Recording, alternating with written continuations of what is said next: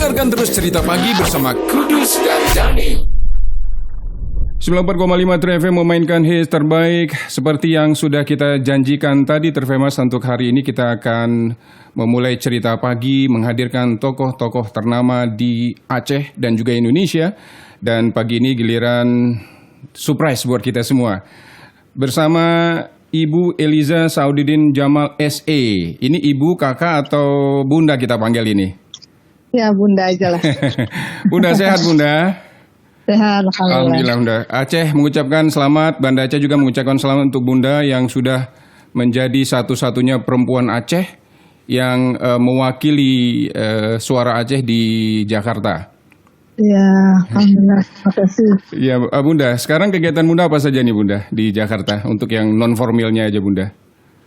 Kegiatan hari-hari ya dari rapat ke rapat, sidang ke sidang. Gak ada yang hobi-hobi yang masa-masa kemarin itu masih bisa dilaksanakan, Bunda? Iya, kalau kemarin ini otomatis totally semuanya kegiatannya rutinitas di DPR karena memang P3 itu kan hanya 19 kursi. Dan kita memang lebih ekstra bekerja mungkin dibanding fraksi lain ya. Dan saya juga sebagai Kapoksi duduk di Badan Legislasi, jadi ya otomatis sambil belajar, sambil terus berjuang, ya, namanya pertama ini baru-baru. Iya, bagaimana Bunda perasaannya, Bunda, saat Bunda dengan kerja dan upaya yang cukup keras mengalahkan laki-laki yang lain ini, Bunda? Kalau saya cuma mengalir aja, karena memang sejak awal sudah ya dengan diri dan keluarga itu sudah siap kalau tidak maju. Dan kemudian awal saya mendaftar maju di DPR. Tapi kemudian partai di pusat meminta saya maju DPR RI. Karena banyak orang prediksi ini kalau DPR lebih mudah. Ya. Tantangannya kecil, Bunda, ya? Tantangannya katanya lebih kecil, habis selesai pilkada habis capek, kalau harus keliling kabupaten kota itu lebih luas gitu ya.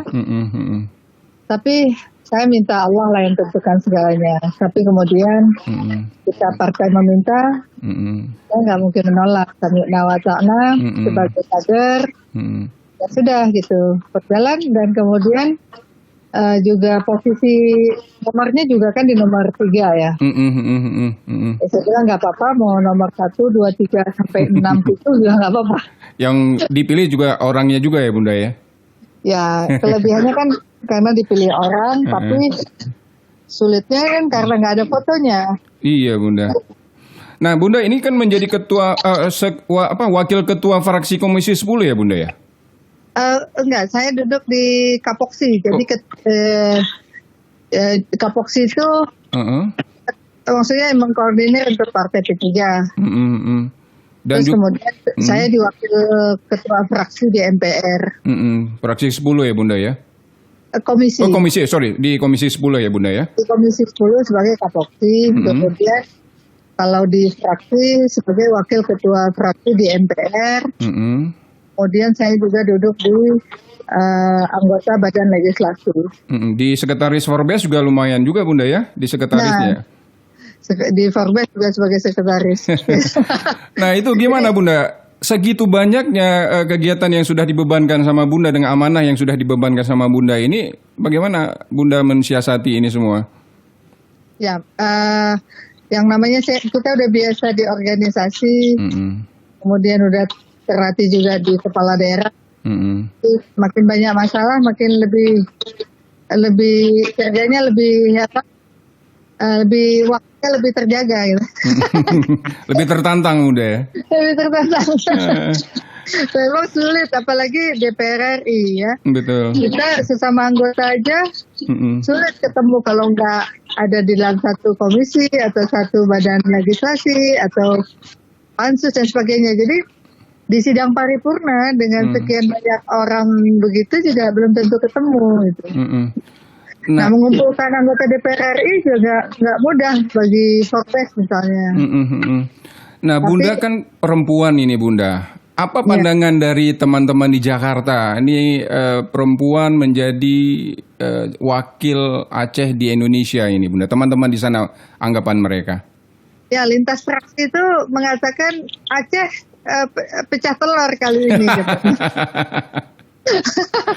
Dan luar biasa, ternyata yang tadinya P3 itu diprediksikan ya nggak bakal dapat kursi gitu ya. Tapi malah penyelamatan ketiga ada di Aceh dan itu perempuan ya. Nah, Bunda, pandangan mereka ke Aceh ini bagaimana? Image yang terbangun dari teman-teman anggota DPR RI di Jakarta terhadap Aceh ini apa, Bunda? Mereka tuh sangat suka sama Aceh gitu ya. Mereka suka datang ke Aceh, mereka suka dengan terutama kuliner di Aceh gitu. Jadi kalau bicara tentang Aceh, ayo kita kapan ke Aceh? Ayo Bu Liza, pokoknya kita jadwalkan nanti ke depan langsung ke Aceh gitu. Masalah syariat Islam tidak pernah mereka singgung, Bunda? Kalau syariat mereka mendukung semuanya. Jadi ya kalau misalnya ada hal-hal tertentu yang mereka kurang mendukung ya mungkin kalau itu di general menjadi Indonesia. Tapi spesialis kalau untuk Aceh, kalau saya berbicara tentang ini penting untuk syariat dan sebagainya, halal dan sebagainya, ya mereka langsung bilang ya kalau kayak Bu Eliza bilang itu diterapkan di Aceh, kita akan mendukung sepenuhnya gitu. Tentu banyak program yang akan Bunda realisasikan dalam jangka waktu dekat nanti, Bunda ya. Ya, sebetulnya jangka dekat ini itu kan sudah disusun semua program itu di anggota DPR RI yang lama.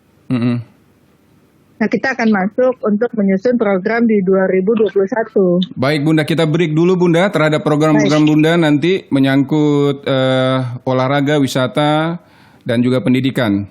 Baik. Baik. Dengarkan terus Cerita Pagi bersama Kudus dan Dani.